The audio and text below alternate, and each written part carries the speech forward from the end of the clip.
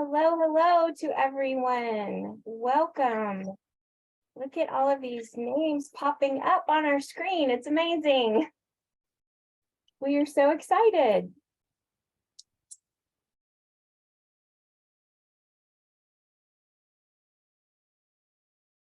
Welcome to our webinar. As you come in, please feel free to turn your screen on if you would like. We'd love to see your face, but we also understand if you can't.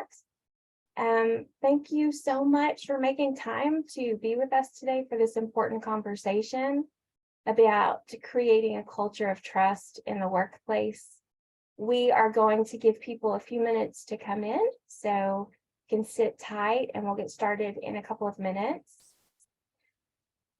Hello, hello. I see some familiar names and some unfamiliar names. I want to let you know that we are recording this webinar for friends and colleagues who can't join us today, but also for you to share with your circle later. So if you would like a copy of it, please just ask and we will happily provide it.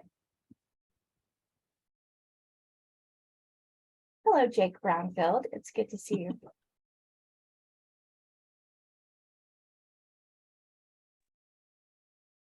I'm seeing all kinds of faces that look familiar and names that look familiar. Yes, Cindy Ingram, I see you. Thank you very much. Yes, it's good to see the Harding University family well represented. Miss Tiffany Byers, Dr. Mitch Walton on here. Good to see him. Cindy Ingram. Mr. Sammy Berry's name down there. Yeah, that's my daddy. Yes, it is. Though. And I have a good friend I have not seen in a long time, Myro. Hey, Sister Myro. I have not seen her in a long time, but I see her. She's from Georgia. So hello. Hey. Thanks for inviting me. Absolutely. Good to see you too. Good to see you. Okay. As you're coming in, we would really love to see where you are from and where you work. So please add your name, your workplace, your city, state in the chat so we can see how far we're spreading. And we'd like to have that for our records as well. So we would love to see you, Scott. Thank you. Go Bisons. Love that. Thank you again. If you're just coming in, thank you for making time to be with us today for this important conversation about creating a culture of trust in the workplace. I am very excited about this topic and about our speakers. And we have been thinking about this, planning it, praying over it for months now. And I am, wow, like my heart is beating in a happy rhythm because I think you would be very richly blessed. While people are coming in, I want to take a minute to introduce our admissions coordinator, Kenzie Marshall. If you ever need some sunshine in your life, Kenzie is definitely the person to talk to. She's a bright and shining force, and she'll be helping us keep things running smoothly today. So thank you to Kenzie. The wave everybody. And again, as you come in, if you'll put your name and workplace and city in the chat for us, we will get started in about a minute.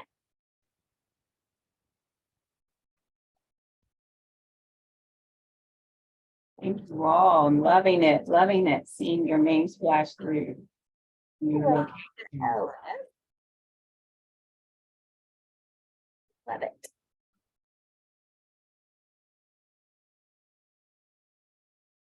Love it. I am loving seeing all these Oklahoma places. This girl has her roots in Oklahoma, so it's great to see. I have red dirt in my blood, for sure.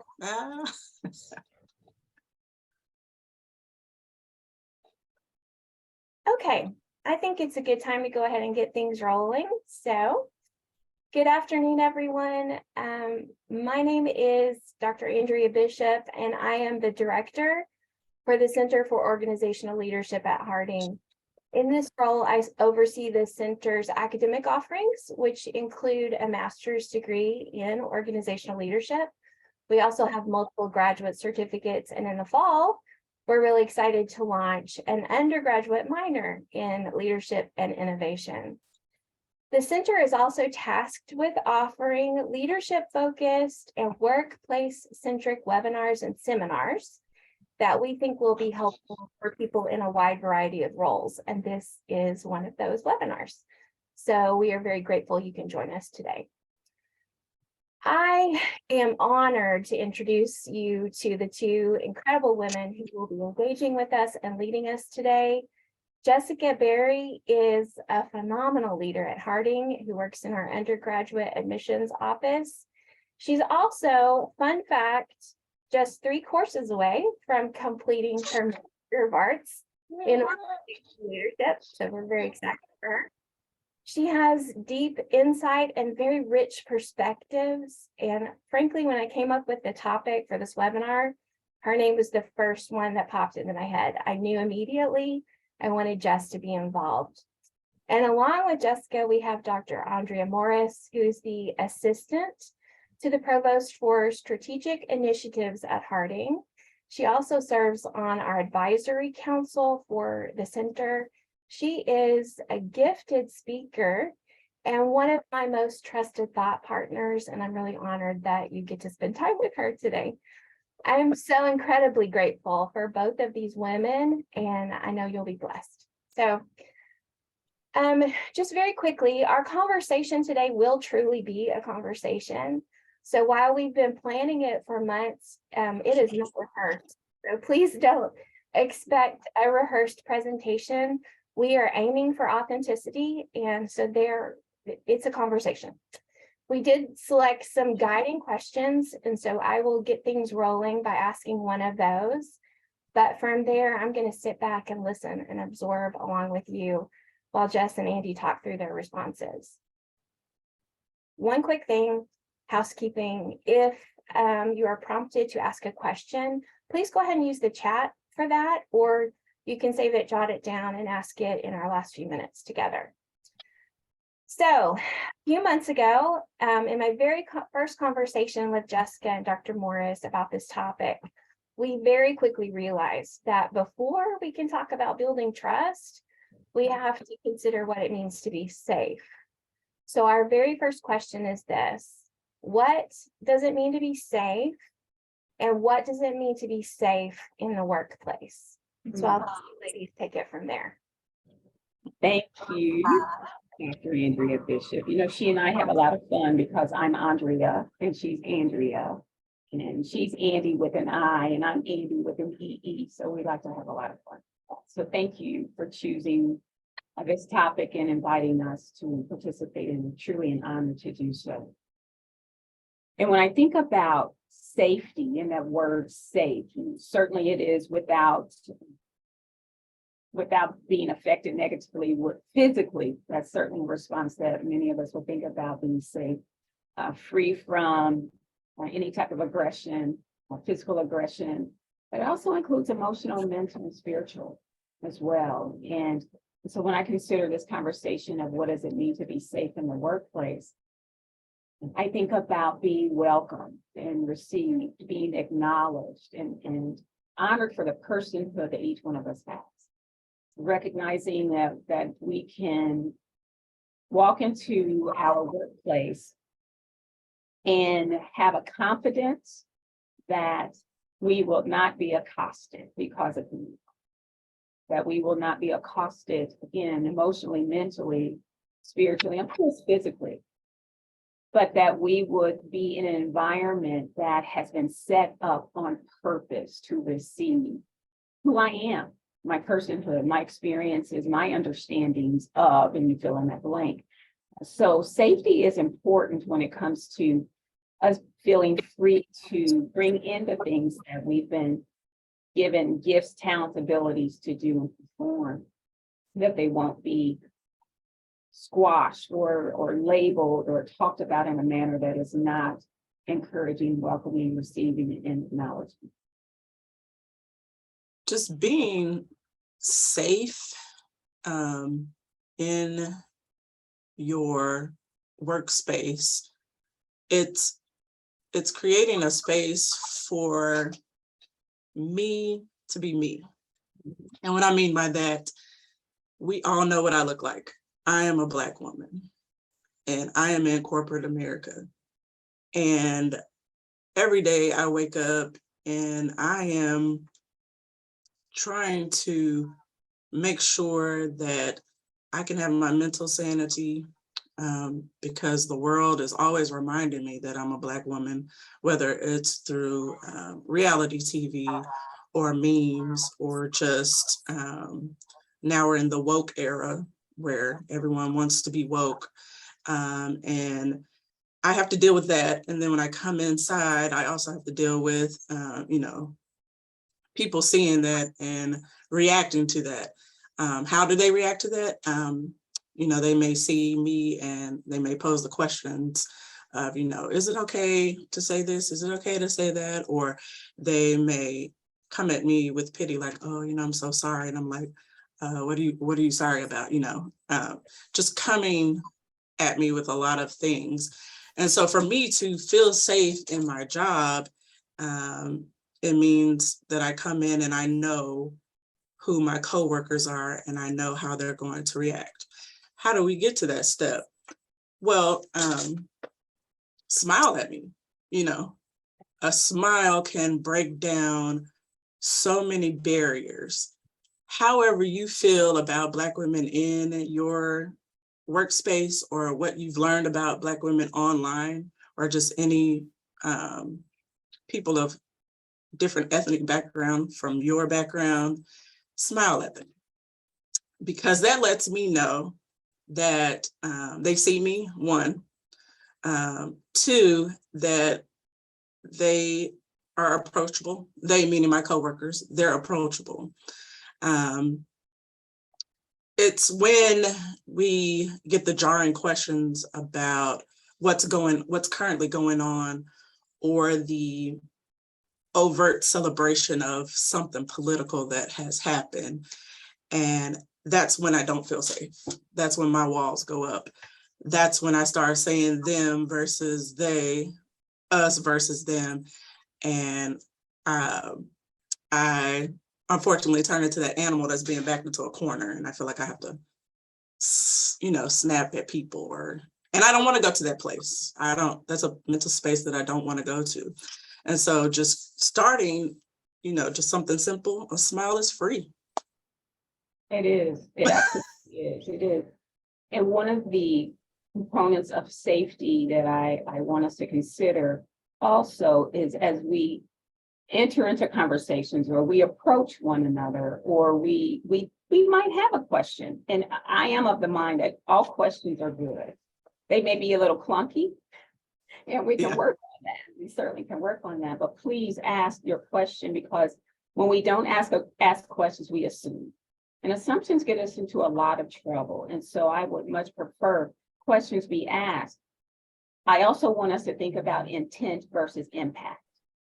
Mm-hmm. One of the important aspects of feeling safe, I think, in an environment, a workplace, for me as a female, and then a female who is also Black, is we may put our mouth to things. We may have some verbiage that says, okay, we are going to say that we are this type of environment. We may say that we are a safe space. And we may not use that language, but we intone it by saying we have diversity programming. That is a hang your hat on kind of a thing that organizations are using today. Well, intent and impact are very different. The intention may be to appear as if we are. However, what always rings true are the actions that follow it. And those actions have an impact.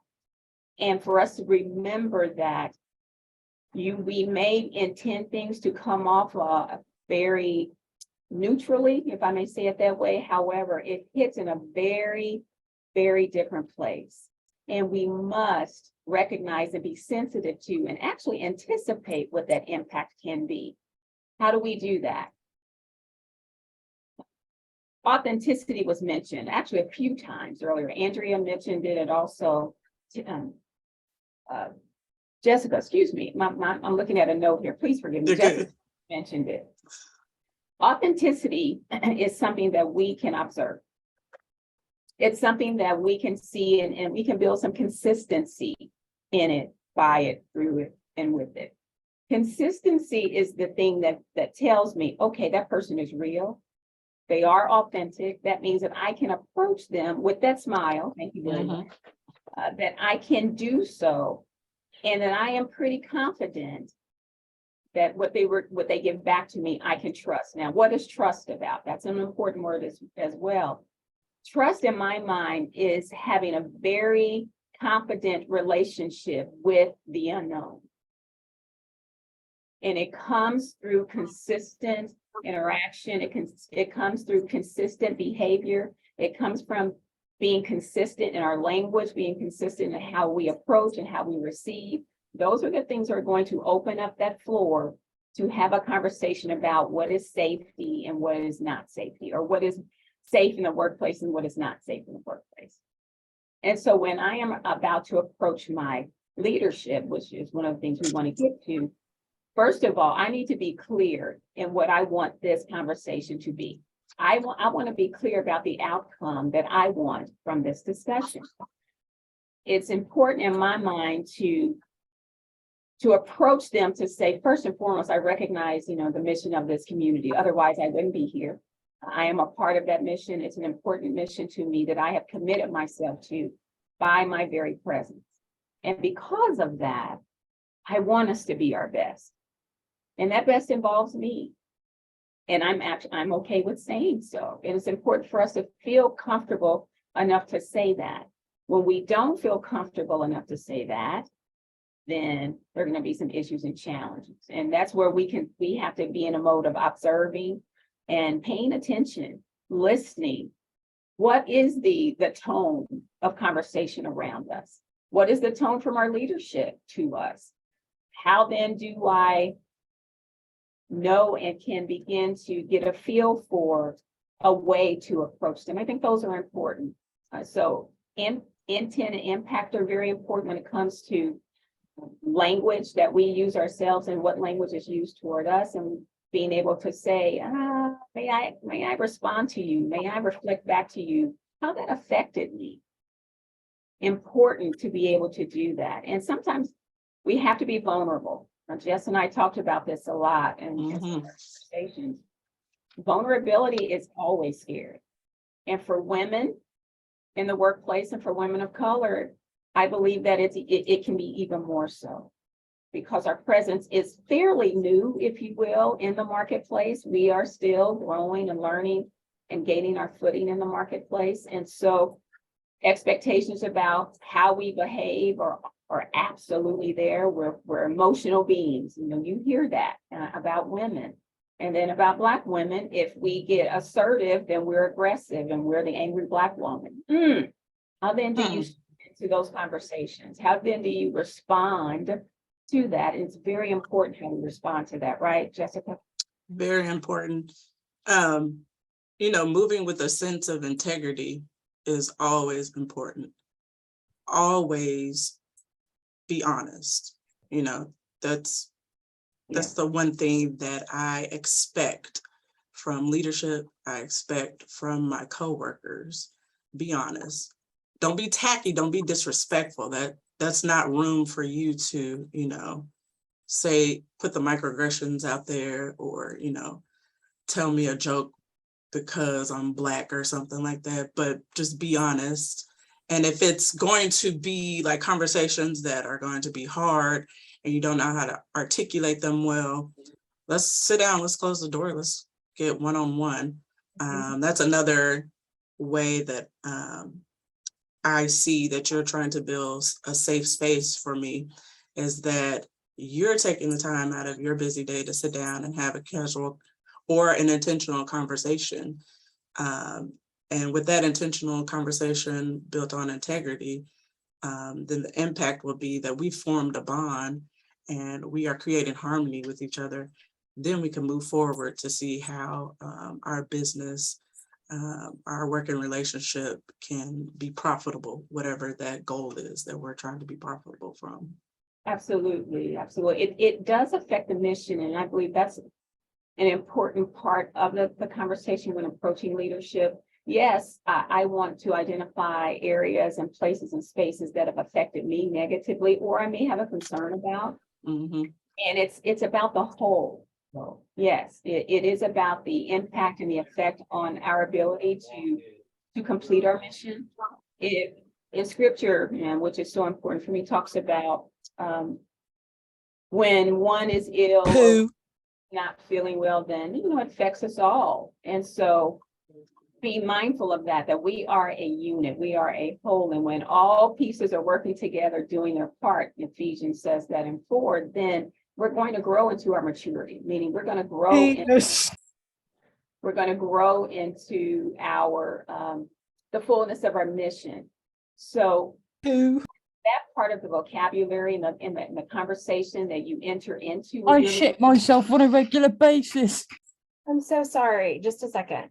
Okay. No worries. Okay.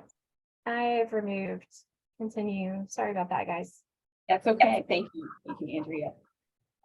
Again, just returning to that point about including or being deliberate and intentional, these very words again are important about your part of the whole and the good of the whole. We want to reach our mission. We want to do it, not only reach it, we want to do it well. We want to be excellent in the work that we're doing. Well, but excellence means that all of us have a part in it. And when one of us feels unsafe, then that renders us less resilient. It really does. Resilience is about identifying and responding to those vulnerabilities that we have in our workplaces and in the organizations that we're in. And we respond to those because they can hinder us and keep us from moving forward. And so vocabulary and language are important. Not entering into a conversation that says you did this and you did that, and think about that when you are in a personal conversation with someone.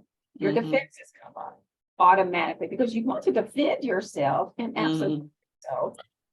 Yet this is more about reflecting back to the leadership times and moments when something came through, that something affected, that was hurtful, that was a negative effect. And you want to bring it to the attention because that's not who we want to be as an entity, as an organization. So I am going to say, and authentically so, to your point, Jessica, it is so important that we honor who we are and where God has placed us in that organization or entity, to say, I need to reflect back to you how that affected me and how that affected the work that I believe I'm bringing to this table. I have found that engenders a response that is so welcoming and actually a response that is honoring of me and apologetic to that action or whatever it was that occurred. And then we're certainly able to move forward and the ideas begin to flow. How can we remedy this? How can we ensure that this doesn't happen again? Your voice is very important to that. And it is that statement of I see you. And that's what we want every person in our organizations and our entities to know. And I will say, again, because we as women are still new in this marketplace in certain arenas, that much more so that we honor that and we are deliberate about attending to that. And so with our leadership approaching it that way, and yet it's also a challenge and importance with our colleagues. Right. And how we build the trust in the work that we do with our colleagues, because we're the ones who are working side by side. Our leadership, they're leading and they're guiding it, but from day to day, I'm sitting next to my colleague. And if my colleague has questions about my skills, talents, abilities, why I'm there, then it's going to hinder. So just let's talk about how then do we build that trust and that safety between colleagues to build times where we're going to have to collaborate and ensure that those moments are seamless in what we need to get done. What do you think? Include me in the conversation. Invite me to the table. If you're trying to be innovative, brainstorm, and everyone looks like you in the room, you're going to get so far with your planning. There's a meme that's out there. It's all white men, and some of the language is like, we're not coming up with any new ideas. What's wrong? And it's the example of, well, look who's in the room. You know, everyone is, in a sense, going to come from the same approach. And so when you are trying to think outside of the box and you're trying to get new, fresh ideas, you're going to have different people. Black women we always come up with ideas. We always I hate to say, but we're always in survival mode sometimes because we're always trying to figure out a way. And we know the Lord is going to make a way out of no way. I grew up hearing that in church. And so that's how we move in those spaces. And so we're going to see challenges a lot different from our counterparts, which in the leadership has been the white male. And so now, as Dr. Morris is saying, it's new to have women in leadership, and then it's very, very new. And if you're trendy and edgy, you have Black women leading, you know, but we've always been around, we've been here. And so, you know, just invite me to the table, ask of my educated opinion. We are more than a DEI perspective. We have training. Dr. Morris, forgive me, I don't know your training off the top of my head, but your doctorate is in sociology, correct? It's in public policy. Public policy, yes. Yeah. So it makes sense for people to hire in leadership positions for public policy, not DEI, you know. And so I was very excited when Harding hired Dr. Morris for her position, and it wasn't a DEI position. I actively thank the Lord. I was like, because we have experience, we're getting the education, and we want to be at the table. So invite me in. I appreciate that just very, very much. And your statements about me as well. Thank you. When it comes to building that trust, that safety in the workplace with our colleagues, and recognizing that we are here to accomplish very important tasks. There is work that we have been assigned to do.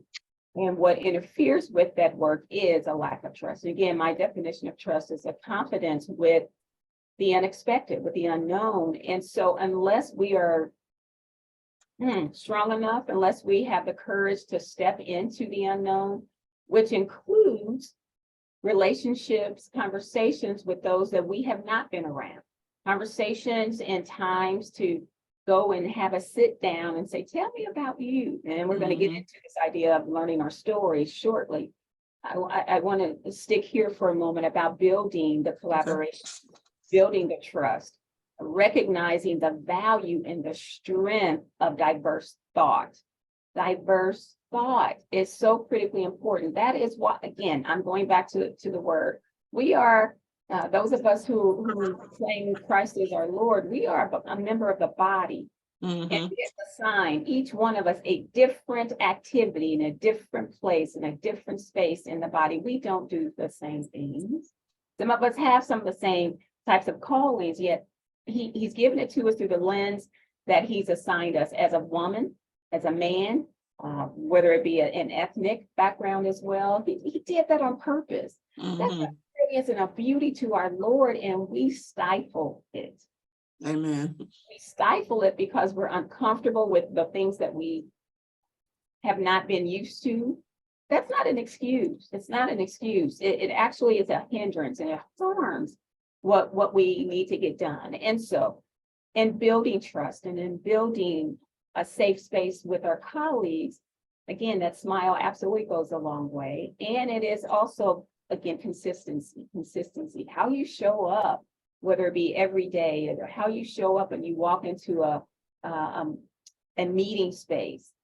Are you grumbling? Are your face all turned upside down every time you come in? well, then I'm gonna be a little hesitant to approach you. Right? That's the consistency. And I think that makes sense. That's human nature. I think so. And on the other hand, though, saying, look, I've had a bad day, y'all. Mhm. Yes, I got that y'all in here. We're in Arkansas. I had a bad day, y'all. And please forgive me. You know, I'm struggling with this. And yet I'm here, I'm present, and I want to be involved in this. Authenticity and honesty makes a difference because again, it shares. For me, it says, I want you to know who I am. Mhm. And I'm not gonna hide. And those of you who know me know that very well. I don't hide things. If I'm having a bad day, it is there. Jake, I see you smiling at me. Jake and I are in one another's offices and we're just saying, okay, let's talk about what just happened. That's how you build the trust. That's how you build and develop a level of authenticity that says, okay, we are not the same. However, we have the same goals. And we need to support one another in reaching our individual goals, but also really raise up to the level of holistic goals. And so in building trust and being deliberate about building trust and safety within the workplace, it also means that you hold confidences. I talk with my students at the Mhm. beginning of every class that I have with them to say, this is how we're going to operate. And that's a good question. That is a good question. Yes, I absolutely agree with that. And I'll come to that. And because as a matter of fact, in this instance now, with my students, I say to them, I see you. And I literally say those words. You are a valuable, cherished child of the Most High God. And because of that, you have value and your personhood is going to be acknowledged, affirmed, confirmed, and welcomed in this classroom. And we will talk about things that might be difficult. And that's okay, nor do we have to agree. That's not the point of this. The point, though, is that we will honor one another. We will honor one another in those differences, and we will celebrate with one another where we agree and move forward in conversation, how we do that. And that means that this is a safe space. That means that what we talk about in here, you may not go out and share in the marketplace. Feel free to go out and share what you have said, but you Mhm. may not go out and share what one of your colleagues has said. And if I get an ear about someone saying anything, there are going to be some consequences. And I say it with a smile. And they heed to it. They take heed to it. It makes a difference because then it says to that class, okay, I am safe. Okay, I can bring in some things that, again, I'm having a tough time with this. And I say that to them. You know, Mhm. I leave that before them and share that before them, again, being authentic. And they recognize it and they know. And so not only in the classroom do they bring things up, but they see me outside of the classroom. Dr. Morris, can I talk with you about this? That's how it grows. That's how it grows. So the question about humility in the marketplace, and along with, and I forgot the other term that the person used, but humility and maybe it was trust. Thank you. Trust And you. humility and trust. Yes, it is yes. It's yes to both. Again, I think about my responsibility from God to mirror those things that He is. And humility is our Jesus in every aspect of his existence, being, and how he interacted with people, and how that humility fostered trust, how that humility really prompted others to trust him. So yes, they are directly related in my mind. And when I am not humble, there is no reason for anyone to believe or trust anything that I'm saying. Who do you think you are? That's how I will respond to that, right? Right. Yeah. So trust and humility and trust, however you want to say the words, in the order that you want to say them. Yes, and again, and being a reflection of our Lord, there is no room for arrogance. There is no room for it. Now, do I take pride in who God has formed and shaping me to be? Absolutely. But I do it humbly. Pride and the level of arrogance that can interfere in the workplace is real. We've all experienced it. And that's what I want us to avoid when we need to have these hard conversations. Again, because a roadblock will go up immediately. Defenses will rise and ears will be turned off. Again, why should I listen to you? Look how you're talking to me now. It makes so much sense. So Andrea, can I pop in there? I think this would be a really good time to talk about shared vocabulary that would be useful for these conversations about safety and trust, but also terminology we need to avoid. Yes. To avoid those defensive reactions, because I think that's something that's very common that we all are used to. Absolutely, absolutely. I'll be honest to say one term that I avoid is the word privilege. I do not use that word. Mhm. I use the word access. I talk about access when I am describing or conversing about places and times and things that I, as a woman, may not have been invited to, if you will, and as a Black woman as well. So I think the term access is more neutral and it is descriptive. It's very descriptive. We can discuss about having access to leadership in a way that women may not have had before, and women of color may not have had before. We can describe and discuss access to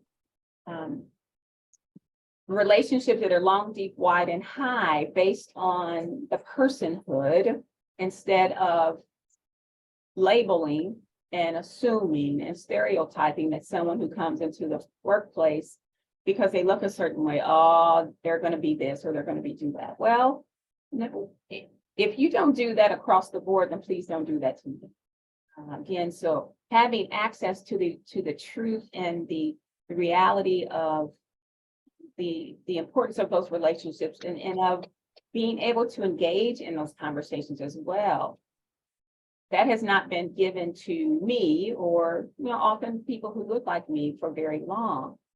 Yes, we leaders can be fearful of saying the wrong things. I agree with that. I do. And so that's why giving permission, if you will, literally giving permission and saying so also, please ask a question. And I tell my students there are no questions that are off limits. Again, that might be a little clunky and we can work on that, but there's nothing that's off limits because it's important for me not to have assumptions made about me Mhm. or about women as a whole, or about women of color. That is harmful to what we're trying to get done. So again, privilege is one word I don't use. I use the word access. Language around, again, may I reflect back to you what this did or how this felt instead of the you did and when you did this and you did that. Those things are non-productive as well. I consider thinking about collaboration and the invitation, Jessica, you mentioned that invite me in. Mhm. There's a difference between saying, we need your voice and you got to be on the team. Those are very, very, very different things. Those are very different approaches. One, in my mind, says value. The other says we got to do it because they said we have to do it. And that's not an invitation. And that is checking a box in my mind. And so being mindful how we even approach building teams is important. Yes, we do want teams of diversity. Yes, diverse thought. Being from different parts of the country brings some very different understandings and ideas. That is valuable. Yes, it is demoralizing, Hannah, you're absolutely right. And recognizing the value in how some of us were raised in the cultures that we are. How family is treated in various cultures in different ways. Those things are diverse, just as diverse as the color of the skin. And it's important that we move beyond that. Again, that diversity, that's a tag and label. And I always ask, what do you mean by that? Mhm. What does diversity mean to you? And Define it, yeah. yes. Tell me what you mean by that. Because if it's simply, quote unquote, people of various shades, then you're checking a box in my mind. And instead of seeking true thoughts and experiences and expressions even of it. It can come through various shades, yet it's deeper than, and it's Mhm. important that we recognize that. So when I think about, again, language and terminology and vocabulary, that's important as well. Other vocabulary that I think about that has been important to me and that I utilize is actually saying or asking a question to someone who is quiet in a setting, and I'm observing, and I can see that they're engaged. I will say to them, you know what? I think you have something important to say. Why don't you share that? Mhm. It's an invitation to them. We have people who are by nature not as loquacious as I am. They all have a mouth who is running all the time, yet who have been endowed with some brilliance. And unless we're paying attention, unless we're again observing, unless we're being very deliberate in seeking out the value that is within our organizations, we're going to miss it. Vocabulary, language, and terminology is critically important. The stereotypical you people, I cannot. I was gonna bring that up too. Go ahead, Jessica, go ahead, yes. Well, you people, it's a long running history. My father's on here and he has been in the corporate America world where, you know, it was back where he's not as old as civil rights, but working in civil rights, but he's a teenager. But just hearing that, and he would tell me stories, he would be a part of some boards. And one man went as far as like, you know, Sammy, you're bringing color to the board, you know, just saying things like that, just being overt with that language. And you people sends us to another mental space, and the Holy Spirit we have to activate to bring us back down, because it's very jarring, and it's exclusive, you know, it's very exclusive, and it annihilates the trust, pretty much. It severs that. When you hear that, then you're like, okay, and you automatically put people in a box when you hear those phrases and things like that. And so, and then also just phrases of out in the open, asking, you know, what should we call y'all, or how should we refer to you guys? You know, language like that is just, in a nutshell, it's exclusive. It's saying that you're, you know, some type of, from my perspective, it's saying that you're some type of species that we don't know what you are, we can't figure it out. So you tell us how you want us to address you, you know, things like that. And so it just puts up a lot of walls and a lot of barriers and things like that. Yeah, it does. And it hinders, for me, it hinders the desire to share myself and tell my story and have my story be revealed over a course of time, if you will. Mhm. You people really does send me over the edge. I really do not like that term. And we use it, euphemism, we use it in so many ways, and we talk about various groups that way. And I say, who are you referring to when you say you people? Well, you know, no, I don't know. Don't know. I need you to share with me, what group of people are you referring to? And they'll say that, and I say, well, that's what you should say. Please say that. If you're talking about a group of students that are from Latin countries, then say students from Latin countries. Don't say there. You can use language that is much more and properly descripting and describing of, instead of those those are punitive words. Those are harsh words in my mind, and they really do turn off.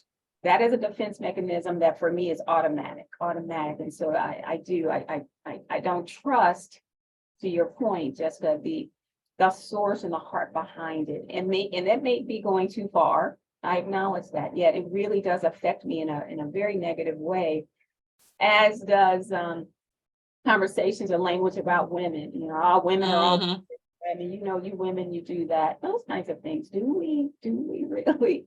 Is that that's really how you see us and think of us? Well, in some instances, I have gone deeper into it to say, let's explore that. Let's Mhm. explore that again, reflecting back to them as much as possible while my insides are churning upside down and inside out, but trying to be a force for transformation, if I may use that, in that space, and as Mhm. much as I can. I am praying the entire time I am in those environments. To your point, also just the Holy Spirit, you got to lead, because I'm, you know, the glove All, will come all I see is red right now. and then all I see is red. All I see is Uh-huh. to train us how to approach one another, how to engage one another, how to walk alongside one another, because please excuse me, that's what we're doing when we're in that workplace.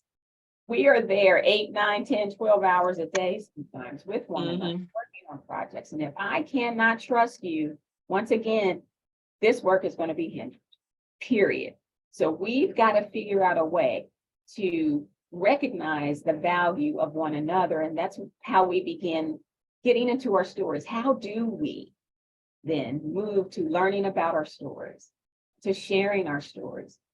I talked about vulnerability before, and Mhm. this takes vulnerability. It does. Mhm. Vulnerability and humility are right there together as well. Jesus put himself in some crazy circumstances and situations, knowing, yes, he's fully God, yet in that human form chose to do that.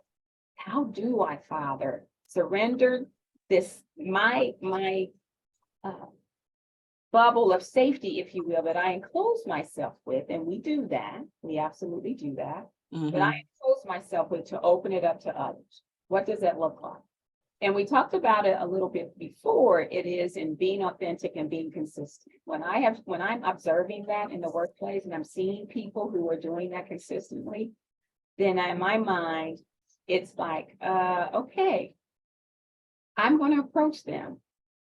I'm going to be vulnerable to say, may I sit down? Can we, I don't drink coffee, but we can go get coffee. I'll get tea and you can get coffee, you know, that. Same. I drink tea as well. Exactly. So can we go? I would love to learn more about you and meaning that, not just saying it just because, but meaning that. Going Mhm. and hanging out for a half hour, 45 minutes, whatever that happens to be. And then the bridging can begin. It will not, Andrea, I see you want to say something. Yes, ma'am. Well, I just want to, I want to start wrapping us up so that we have some time at the end to engage Absolutely. questions. So before we do that, I want to ask Jess, what is one specific thing that you want this audience to leave today? Like they're taking this away today. What is one thing that is really important for them to take away? Representation matters. And what I mean by that is if you are targeting whatever audience you want to target, make sure your business, your leadership reflects that. And the best way to grasp it and for me to get you to, for the audience to experience it, there is a YouTube video called Why Representation Really Matters. It is a British TED Talk, and the person giving it is Aisha Thomas, Aisha Thomas, regular spelling. I believe, Dr. Bishop, you dropped the link in there, in the chat there. Very, very good, 13 minutes of watching it and experiencing Aisha Thomas's journey of being a Black person in England and the experiences she had to overcome and expressing that. She does a really good job. Really pay attention to the first minute and 10 seconds of that video. Very, very good. Very good. Great. And Andy, what about you? Is there one thing you want people to take away? Goodness, there's so many things, yet the ICU, I believe, is still critically important. We all want to be acknowledged. We all want our personhoods to be valued and honored and recognized. it is no different from person to person. It really is not. And so, and as much as we have the authority to do so, do that, and watch how it transform your spaces. From person to person to person, it will build the trust. It will build that authenticity. It will build your teams, and you will have stronger teams for that. Mhm. And remembering diversity is much more than skin color. It is important. It is important. Representation, as Jessica said, is vitally important. Be deliberate and intentional about it. Amen. Yes, absolutely. So as we kind of transition into our last 10 minutes together, last few minutes, Tony put a really good question in the chat earlier, and looks like he and Myro sort of went back and forth a little bit, but I think this is a good one to bring up. And he said, what do you think makes some leaders feel unsafe when it comes to allowing diversity in their processes and in welcoming those that can offer a different perspective to the conversation? So do you have some responses to that? Yeah, I believe it has to do with the level of discomfort. We are uncomfortable with what we are not used to and what we don't know. Sometimes it can lead to feelings of being threatened, and which I believe is so harmful, and it hurts my heart when I hear those words.